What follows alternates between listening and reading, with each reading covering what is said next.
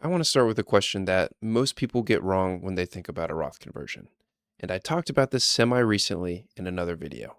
Will my tax rate be higher or lower once I retire? If you think it'll be higher, you convert. And if you think it'll be lower, you wait. And as many of you may know, that rule's been around for years. And for a lot of people, that works just fine. But for many retirees, that question is missing something big.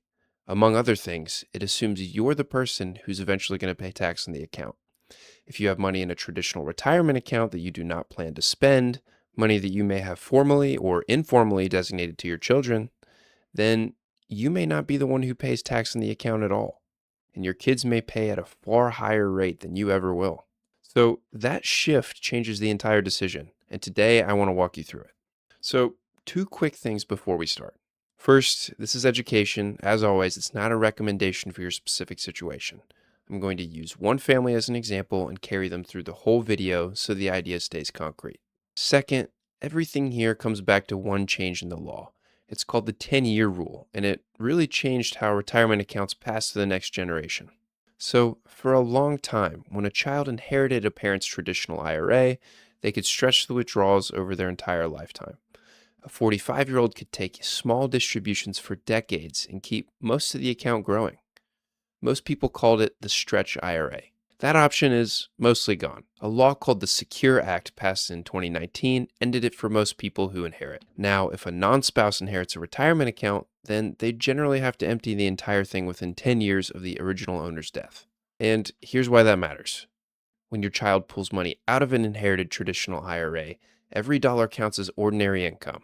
It's taxed right on top of your salary and any other money you might earn. For a lot of adult children, those 10 years land squarely in their peak earning years, the exact window when their own income is highest and their tax rate is at its steepest. The inherited account does not get taxed at your rate, it gets taxed at theirs.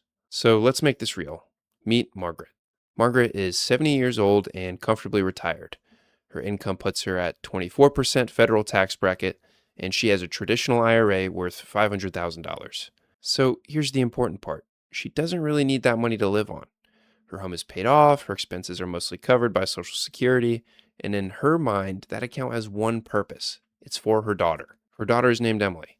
Emily is 45, married, and doing well in her career. Between her and her husband, their household sits in the 35% federal bracket, and they expect to stay there. So we have a mother in the 24% bracket and a daughter in the 35% bracket, and a $500,000 account that is going to travel from one to the other at some point. Run Margaret through the usual Roth conversion rule that we talked about at the beginning, and the answer looks obvious. Do not convert. Why? Because if Margaret simply left the account alone and drew it down slowly herself, she would probably pay somewhere between 12 and 22% on it over time. Converting today would cost her 24%, which on paper, converting means paying a higher rate now to avoid a higher rate later. The old rule says that is a bad trade, but there's one problem with that logic. Margaret is never going to spend this money. She told us that. So the question of what rate Margaret would pay in retirement is the wrong question to ask. Outside of RMDs, she's not the one who's going to be emptying the account. Emily is. And this is at the heart of it, so I'll put it simply. The old Roth question is, will my rate be higher or lower in retirement? In Margaret's situation, the question is more aligned to, will my heirs' rate be higher or lower than mine? Under a 10-year rule, whoever inherits a traditional account is the one who takes the money out and pays the tax. So the comparison that actually matters is if your tax rate today is set against your children's tax rate, again, among other things. If your children that are inheriting the account are in a higher tax bracket than you, paying the tax now at your lower rate can be the smart move for the family as a whole. So let's put numbers on it because I think that'll help make it click. Take $100,000 in Margaret's account. If she converts today, she pays at her rate 24%. That is $24,000 in tax. Now, picture the other path. Margaret does nothing, and that same $100,000 passes to Emily inside a traditional IRA. Emily has to withdraw it within 10 years, and she pays her rate 35%. That is $35,000 in tax. Same $100,000, $24,000 in tax if Margaret handles it now, $35,000 if Emily handles it later. The family keeps $11,000 more on that $100,000 simply by choosing who pays the tax and when. And that $11,000 saved is only on the $100,000. Across her full account, which is closer to $500,000, spread over several years to keep her in that same tax bracket, the difference can be tens of thousands of dollars, and that's on top of additional advantages. And here's a part that gets easily overlooked. When Emily inherits a traditional IRA, the 10-year rule forces money out, and every dollar is taxed at her high rate along the way. When Emily inherits a Roth instead, the picture is completely different. She still has to empty it within 10 years, and every dollar that comes out is tax-free. But because the original owner of a Roth never had required withdrawals, Emily's not forced to take anything year by year. She can leave the entire balance invested, let it grow tax-free for the full 10 years, and take it all at the end with no tax due. And think about that. Margaret converts once, pays the tax at her own rate, and hands her daughter an account that grows tax-free for an additional decade, and then pays out tax-free. That is a fundamentally better asset to inherit than a traditional account that arrives with a tax bill attached to every withdrawal. All right, so let me connect this back to something that sounds backwards. You will hear people say that you should only convert when your future rate will be higher than your rate today. I've said that a lot. By that test, Margaret should convert because her own future rate is lower than 24%. The estate angle flips that. Margaret can pay a rate today that's higher than what she would pay drawing down the account herself, and it still makes sense because the alternative is her daughter paying the 35% on the same dollars. Paying 24 now beats paying 35 later, even when 24 is more than Margaret would have had to pay on her own. The rate you compare against is not your future rate, though. It's your heir's rate in this situation. All right, and I want to be upfront because this is not a strategy for everyone. It's important to know when to walk away from an idea. And in financial planning, these can have lasting repercussions.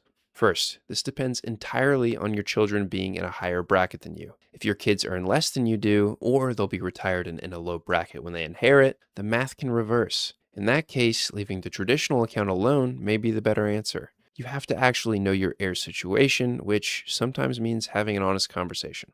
Second, a conversion means paying a real tax now out of your own pocket. The strategy works best when you can pay that tax bill from money outside the retirement account so the full balance keeps compounding. If you have to pull the tax money from the account itself, a lot of the benefit leaks away, and I've done another video on that. Third, a large conversion in a single year raises your own income for that year. That can push you into a higher tax bracket, increase your Medicare premiums, and change how much of your Social Security gets taxed. The usual fix is to spread the conversion over several years and convert a measured amount at a time, rather than doing it all at once. Fourth, here's an exception worth knowing also. If part of your estate is going to charity, do the opposite of everything I just described. A charity pays no income tax on an inherited retirement account. So the smart move is to leave your traditional IRA to the charity and leave your Roth or your other assets to your children. Send the tax-free dollars to people who would owe a tax, and send the taxable account to an organization that doesn't. And one clarification, because people mix these up. This whole conversation is about income tax on inherited retirement accounts. It's not about federal estate tax. The estate tax only touches a small number of very large estates. This income tax problem hits ordinary families with decent-sized IRAs and children who earn a good living. You don't need to be wealthy for the 10-year rule to matter to your family. I want to point out one more thing that makes this approach solid. This case doesn't rest on predicting where tax rates are headed. Nobody knows that for certain. It rests on something that you can look at right now, today, on paper. The gap between your own tax bracket and your children's. If that gap is real and it favors converting, you can act on what you can see, instead of betting on a forecast. So if this describes your situation, here's how I would approach it.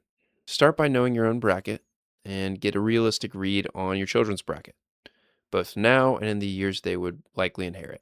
Compare the two, and if your heirs are going to pay meaningfully higher than you, a series of conversions over several years may make sense. I would recommend modeling it out with a financial advisor, tax professional, and keep an eye on your Medicare premiums and your Social Security, making sure to convert in the amounts that keep you inside a sensible tax bracket each year. This is not about converting everything tomorrow. It's more about moving the right amount in the right years, so the money lands with your family in the most tax-efficient form possible. Before I let you go, this video is for educational purposes only. It's not tax, legal, or investment advice, and it's not a recommendation for your specific situation. The example of Margaret and Emily is hypothetical, and it was built to illustrate the concept. Tax laws change, individual circumstances vary, and the right answers for you depend on the details I don't know. Roth conversions have a real and permanent tax consequence. I would recommend speaking with a financial advisor who specializes in Roth conversions or a tax professional who's comfortable in that situation. If you don't have one, this is something I help families with all the time, so feel free to reach out. I hope this was helpful, gave you some clarity, or maybe gave you a new idea on how to do a Roth conversion on a traditional IRA. Have a good rest of your day. I'll see you in the next one.